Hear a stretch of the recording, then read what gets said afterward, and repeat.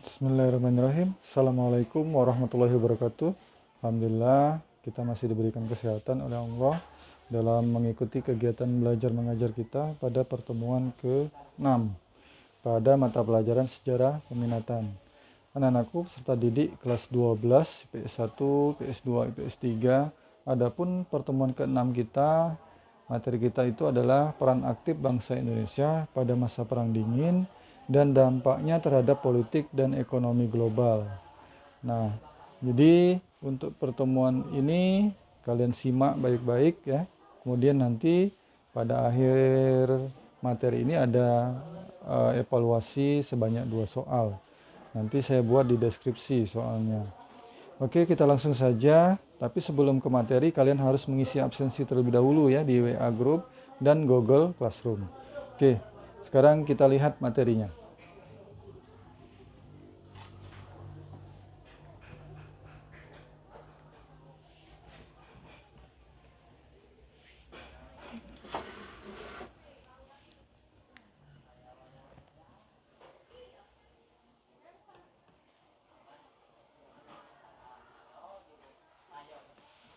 Oke, anak-anakku, ini kita ke materi ya.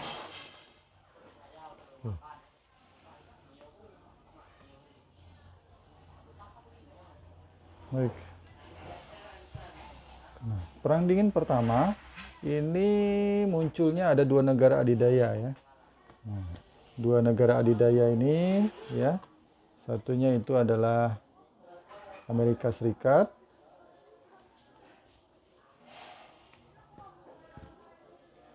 yang kedua itu adalah Uni Soviet. Nah, jadi 2 negara adidaya ini ya sangat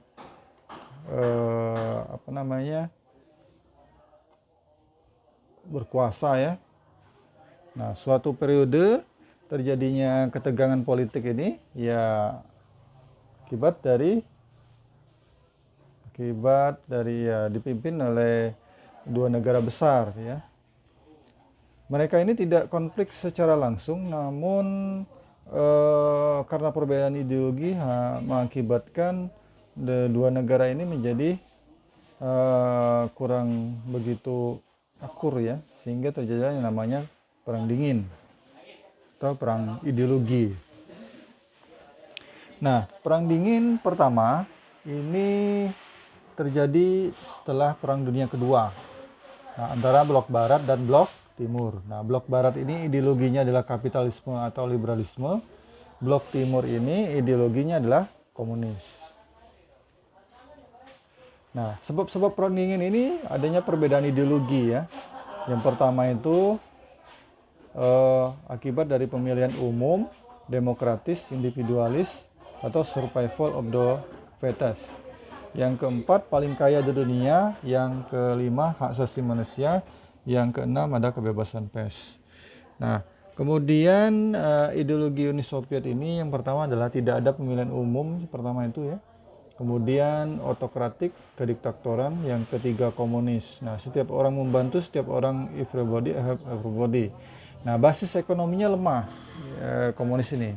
Kemudian yang keempat, masyarakat dikontrol oleh NKVD atau polisi rahasia.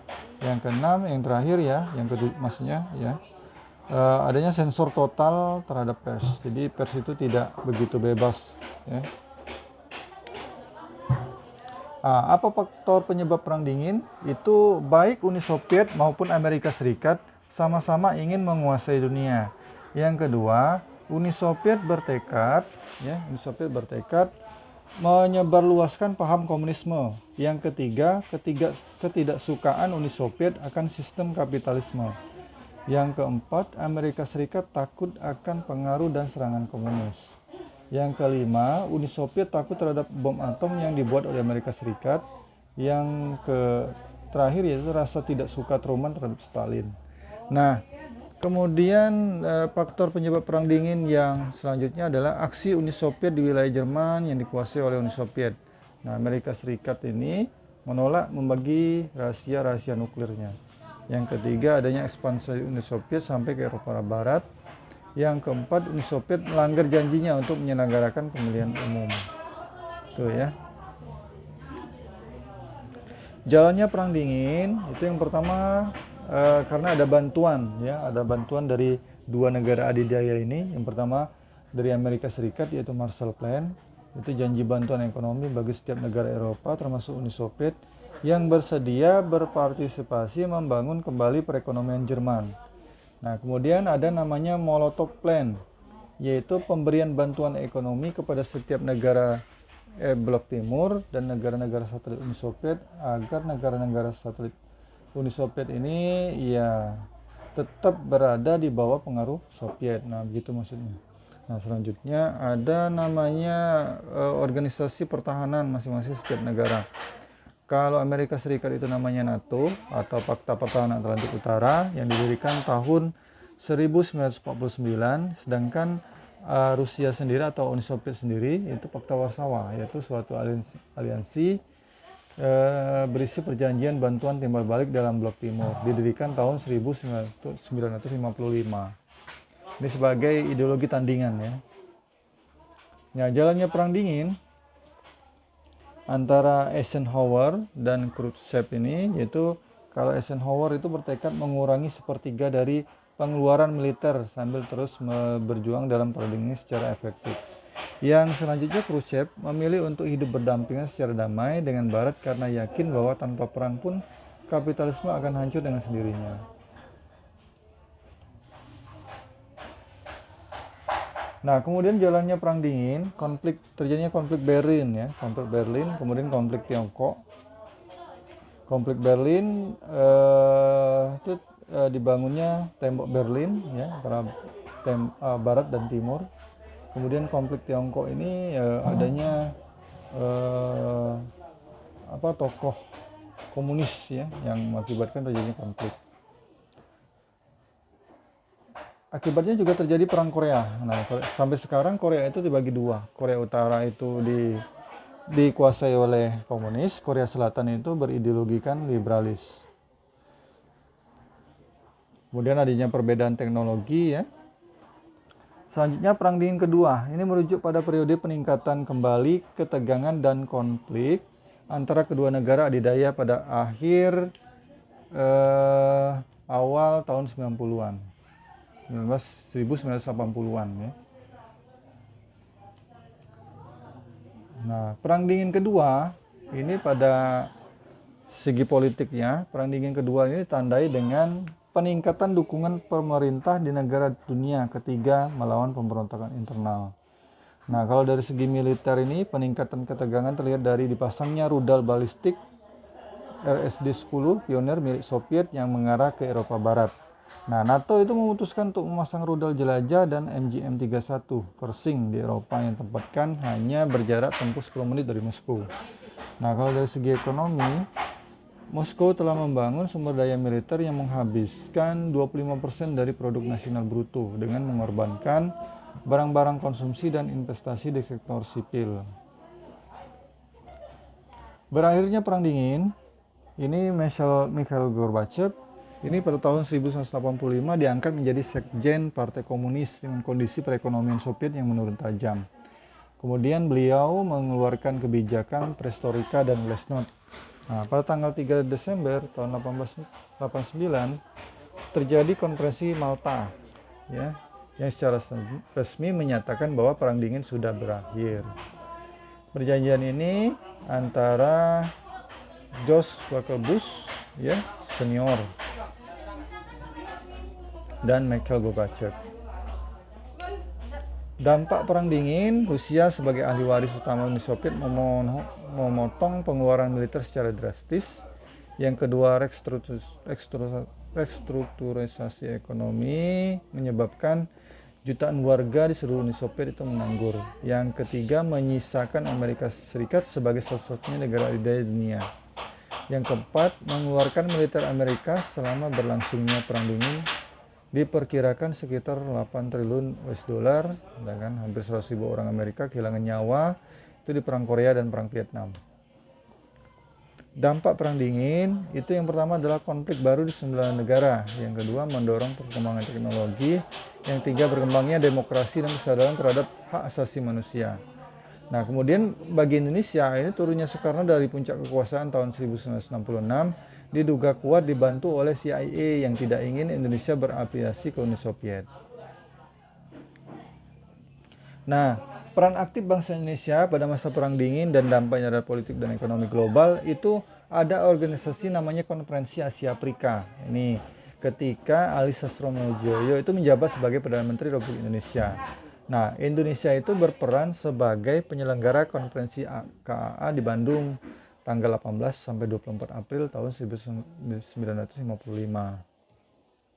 Nah, ini adalah tokoh-tokoh pelopor konferensi Asia Afrika. Yang pertama itu adalah Ali Sastroamidjojo dari Indonesia.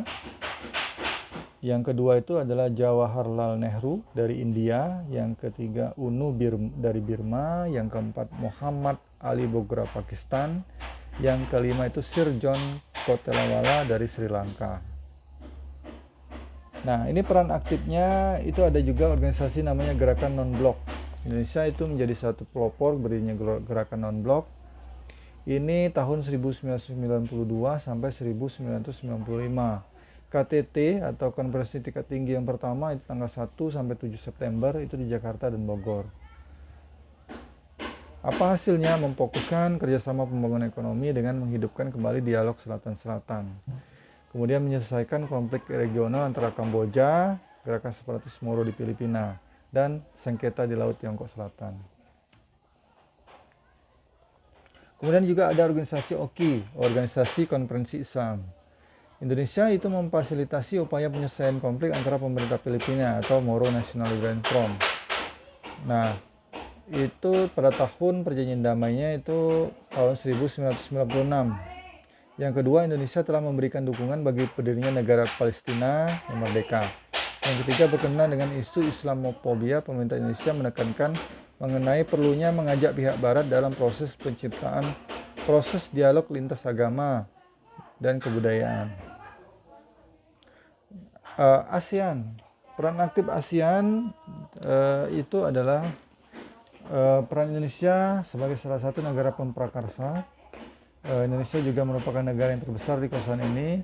Kemudian konferensi tingkat tinggi ada KTT ASEAN yang pertama diselenggarakan di Bali, Indonesia, tanggal 23 sampai 24 Februari ya, tahun 1976. Nah, sekjen pertama ASEAN itu dijabat oleh HR Darsono. Kemudian ada juga JIM, Jakarta Informal Meeting. Nah, Menteri Luar Negeri Indonesia Ali Alatas mengusulkan pertemuan konflik untuk menyelesaikan masalah Kamboja. Nah, usulan ini diterima sehingga diadakan JIM, yaitu tanggal 25 sampai 28 Juli tahun 1988. Oke, anak-anakku semuanya, materinya kita cukupkan sampai di sini dulu. Sebelum saya mengakhiri, jangan lupa kalian like, komen, dan subscribe untuk demi membangun channel ini agar lebih baik kembali ya. Dan anak-anakku, nanti ada dua evaluasi dua soal nanti saya buat di deskripsi ya. Mudah-mudahan materi ini kita bermanfaat untuk kita semuanya, khususnya saya pribadi. Saya akhiri, wabillahi taufiq wal hidayah. Wassalamualaikum warahmatullahi wabarakatuh.